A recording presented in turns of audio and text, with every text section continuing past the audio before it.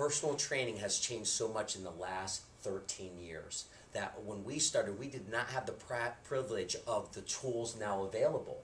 And what I have to really understand and give the credit now to is a sharper learning curve. And even with the sharper learning curve, it's still going to take a lot of time, trainers. So everything that we talk about, you still got to use, you still got to produce, you got to repeat, you got to try and own it your own way.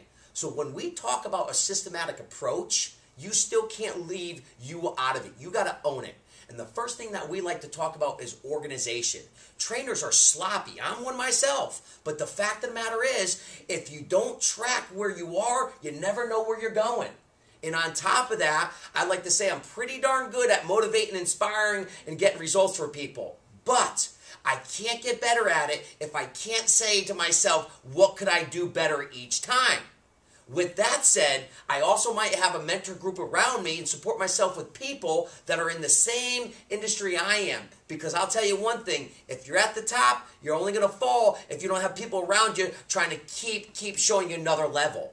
And that's where I owe privilege to really try to start a community, a culture that you could become part of and really build and expand and really try to push this industry of personal training in a better way. And why is that said? Because this is the first industry in my eyes that really never got focused on as much as it should have been probably 15 years ago. Trainers were always the red-headed stepchild. And unfortunately, trainers are the future. But the owner must understand and appreciate that. And you as a trainer must appreciate the owner. Well, what would you say? And two things. I would talk about opportunity, in the fitness industry. I guess I'll mention that real quick. There's close to, back in 2007, I can't remember the source, but it's 300 million people that live in the United States, of which only 15% of them are actually members of a health club. Wow. So you're talking about 85% of the population has nothing to do with a health club. That doesn't mean that they don't exercise. They don't exercise in a health club. Okay, so that's exactly it. So with that with that many people that are not part of a health club, it's a tremendous amount of opportunity to really make an impact on a society. And we all know the society is 70% of, or 70% of Americans are certainly overweight, and of which 40% of them are clinically obese. You talk about systems and repeating things. I've been selling fitness now for 9 years, and I still miss people. Remember that. 9 years. So how many people have I sat down with? Thousands. I mean, seriously, thousands. From the time I was 18, 19 years old, I'm 27 now. It's a long, long, long time, and I still miss people. However, the only way to get better and better and better is to repeat. Get down or get in front of as many people as possible and repeat that session. Now, here's the thing. You're going to get burned out. Why do we get burned out? Just work. Go back to the reasons why you do what you do. So repeat, but when you repeat it, you must have one, I guess, confident thing in mind. That is, that whatever system that you use, you must never doubt it. And this is why the BodyWorks approach to selling fitness is it's nothing that I've ever seen. It's almost like 100% replica to what we do at our club. And I never doubt the system. What I will doubt is the person that's using the system, but not the system in itself. So my point is, repeat the system over and over and over and over again until you make it work.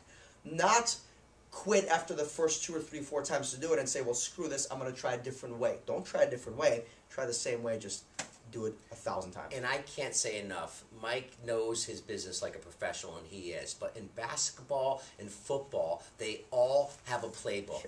And the coach doesn't allow them to go off that play. It's not because he wants to control you, it's he wants to see you succeed. So if you don't look at the structure as your pathway to success, you are your worst enemy. And for some reason, when things don't work, people say, oh, not in my city, not in my club. Or here's what I hear a lot. Mike, this system or this process doesn't work in my market. My market is just, it's way poor. People in my market don't buy personal training. Listen, it's not the market. It's not the economy. It is your attitude. That's what's not working. The systems work, your attitude doesn't work. You need to go back and figure out why you're in this industry.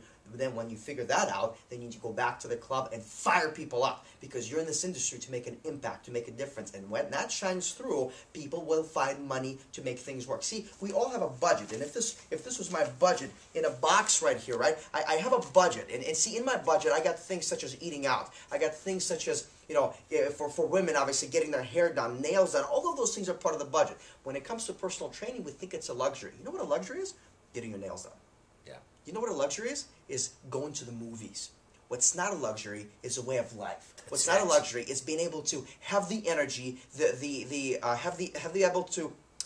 able to be motivated to get out of bed in the morning and thank God that today is Monday versus, oh my God, I can't believe it's another Monday. And it's all because you think in your minds, and of course the customer thinks in their minds, that it's not in their budget to afford it, that I don't have extra money to play with, when it is in the budget. But what the conversation that you must have with them is, in order for you to get anywhere in life, something's got to give. You got to sacrifice to get something in return. And you got to remember one thing. If that prospect or that client sitting in front of you is 35 or 40 years of age, and you looked at him and say, what if I could tell you your life doesn't get better from here? Right. How would you feel about that? What's that worth to you? Yeah, you must invest in your health. Without it, you're nothing.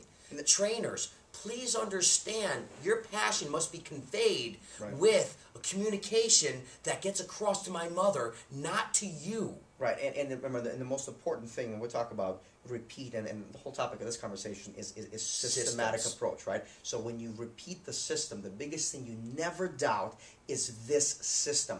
What you need to doubt is your ability. You need to doubt your attitude. That's the biggest thing you doubt. And then if you ever doubt your ability, go back to some of these videos and learn how you should do it, and go back and try it again. In other words, you try until you succeed. You don't try one time and you say, screw it. And this is how I'm going to leave you, trainers. I was out of 80 trainers when I first started. I don't know where I was, but I did climb to the top. And this is my attitude that got me there. This is my house. I'm the best, and I'm going to prove it. Jam.